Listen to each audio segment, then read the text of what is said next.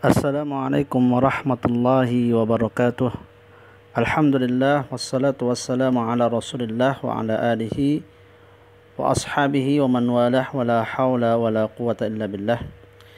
Ikhwatul ahibba, di video sharaf kali ini insyaallah kita akan mencoba memulai dan mungkin sekaligus mengulang tentang tasrif fi'il madi, dan tentunya sebelum kita mentasrif fi'il madi berdasarkan jenis-jenis fi'il, maka ada beberapa hal yang perlu kita ketahui terkait dengan tasrif fi'il madi, yaitu tentang kaidah-kaidah bagaimana mentasrif fi'il madi. Nah, untuk mempersingkat waktu, maka perhatikan slide berikut tentang bagan atau kaidah atau rumusan dari tasrif fi'il madi. Ini adalah bagan atau slide tentang tasrif fi'il madi, di mana di sini ada beberapa rumusan bagaimana kita mentasrif fi'il madi. Nah, di sini ada domir-domir yang sudah kita pelajari mulai dari huwa sampai nahnu, di mana huwa itu merupakan asal atau asal kata dari fiil huwa itu, atau bahasa kita kata dasar fiil huwa itu, sehingga di sini patokannya adalah fa'ala atau fa'ila atau fa'ula. Nah, karena asal dari fiil adalah huwa, maka dia tidak mengalami perubahan apapun karena dia merupakan asal.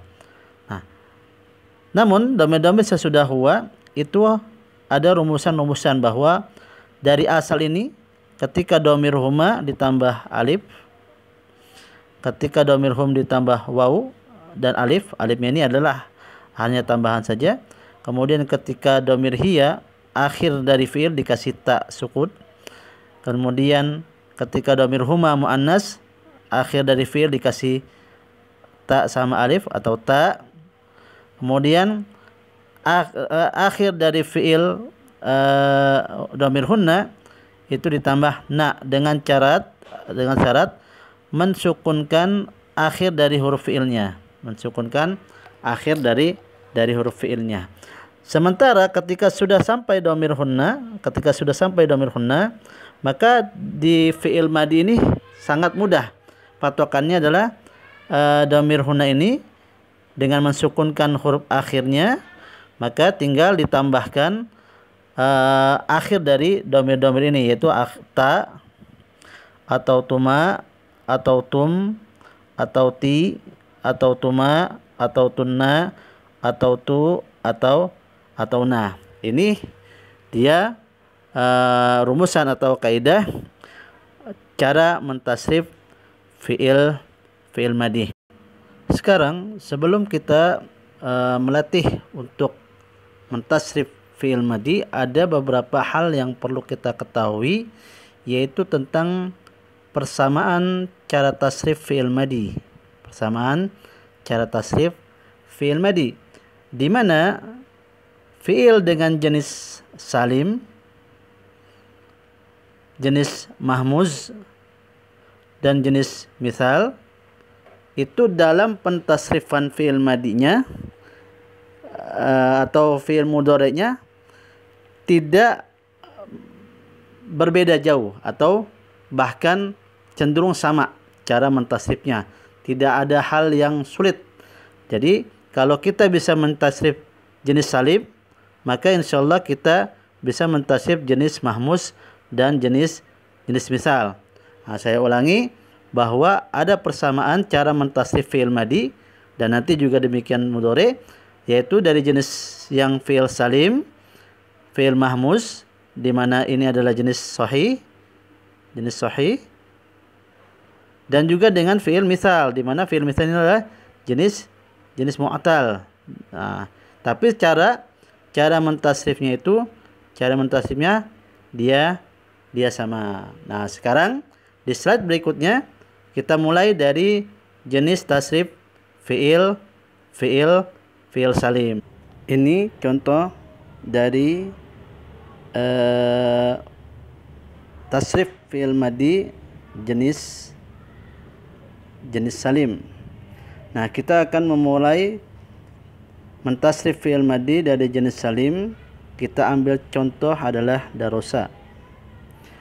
Darosa itu domirnya huwa karena dia asal fiil, domirnya huwa. Nah, ketika domir huma cukup kita tambahkan alif saja. Nih, yang warna merah alif, maka menjadi darosa. Kemudian ketika domir hum kita tambahkan waw dan alif. Kita tambahkan waw dan alif. Kemudian huruf akhir fiil atau lam fiilnya didomahkan. Lam fiilnya didomahkan kecuali kalau lam fiilnya dari jenis ilat ya. Maka kalau dari jenis ilat, huruf ilat di akhir itu selalu sukun. Maka selain jenis huruf ilat, maka huruf akhir dari lam fiilnya adalah disukun. Dalam hal ini menjadi darosu. Nah, kemudian ketika domir hiya kita tambahkan saja tak sukun, namanya tak ta'nis, maka menjadi darosat. Kemudian ketika domir huma muannas kita tambahkan ta dan alif. Kita tambahkan ta dan alif menjadi darosata. Dan ketika domir hunna, di domir hunna, maka di domir hunna fi'il madi itu lam fi'ilnya selalu disukun. Lam fi'ilnya selalu disukun, kemudian ditambah na menjadi darosna. Nah, setelah kita sampai di domir hunna, maka pada dasarnya dijadikan acuan. Untuk domir-domir selanjutnya. Maka ketika sudah sampai domir hunna, untuk domir selanjutnya, na di hunna ini cukup diganti dengan akhir dari domir-domir selanjutnya. Misalkan anta menjadi darosta, kemudian antuma menjadi darostuma, antum menjadi darostum, anti menjadi darosti, antuma menjadi darostuma, antunna menjadi darostunna. Nah, ketika domir ana, maka tinggal diganti akhirnya menjadi darostu, dan ketika domir nahnu menjadi darosna. Ini bagaimana cara mentasrif jenis fi'il salim, di mana fi'il mahmuz dan fi'il misal pada dasarnya proses sama. Tapi kita coba di slide berikutnya untuk mentasrif jenis fi'il mahmuz. Berikut ini slide contoh tasrif fi'il madi dari jenis sahih mahmuz, di mana sahih mahmuz sama-sama kita ketahui adalah fi'il 3 huruf yang salah satu hurufnya adalah huruf hamzah. Nah, kita ambil contoh di sini adalah akala, di mana akala ini adalah untuk domir huwa karena dia merupakan asal fi'il. Kemudian ketika huma ditambah alif menjadi akala. Kemudian ketika hum ditambah waw dan lam fi'ilnya didommah menjadi akalu. Kemudian hiya ditambah ta'nis atau tak sukun menjadi akalat. Kemudian huma mu'annas menjadi akalata. Kemudian hunna diakhirkan huruf atau disukunkan huruf akhirnya, disukunkan huruf akhirnya atau lam fi'ilnya, kemudian ditambah na atau nun niswa menjadi akalna. Nah, ketika sudah sampai domir hunna, pada dasarnya sama, hanya diganti nun niswa ini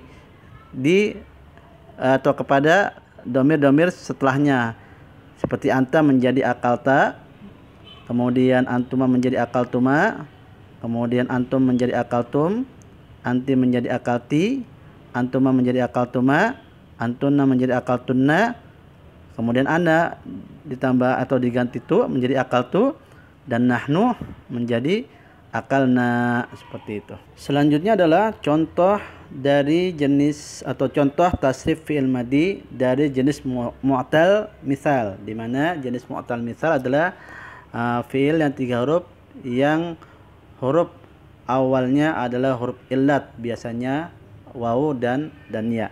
Nah, di sini ada contoh misal atau jenis misal wasala, Misal wasala, bagaimana mentasrifnya? Pada prinsipnya sebagaimana penjelasan saya bahwa jenis salim, mahmus dan misal tasrif fi'il madinya sama. Nah, contoh di sini adalah wasala. Ketika dhamirnya huwa karena dia asal fi'il.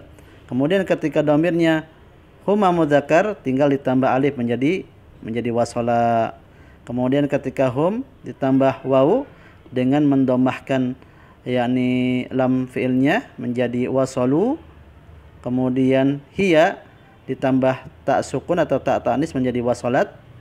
Kemudian huma muannas ditambah ta alif menjadi wasalata. Kemudian hunna disukunkan huruf akhirnya atau lam fi'ilnya, lam fi'il madinya, kemudian ditambah nun niswah na menjadi wasalna. Nah, ketika sudah sampai hunna, maka perkaranya mudah, tinggal dikiaskan saja ke akhir dari dhamir-dhamir anta sampai antunna, dan juga dhamir ana dan nahnu, tu dan na. Contohnya misalkan anta wasalta, di sini wasalta.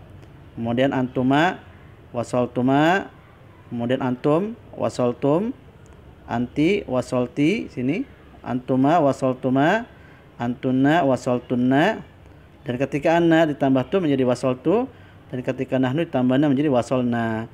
Nah, ini dia beberapa contoh dari bagaimana kita mentasrif fi'il jenis salim, kemudian fi'il jenis mahmus, dan fi'il jenis mu'tal misal, di mana ketiga jenis ini pada prinsipnya sama ketika mentasrif jenis fi'il madinya, tidak terlalu sulit, tinggal mengikuti kaidah bagaimana mentasrif fi'il madi atau rumusan dari fi'il madi, di mana rumusan fi'il madi yang ada perubahannya adalah di akhir huruf fi'il atau setelah lam fi'il. Demikian penjelasan video sharaf kali ini. Mudah-mudahan bisa dipahami. Jika ada pertanyaan atau permasalahan atau penjelasan yang kurang dipahami, silakan ditanyakan via grup atau via Japri. Sekian, assalamualaikum warahmatullahi wabarakatuh.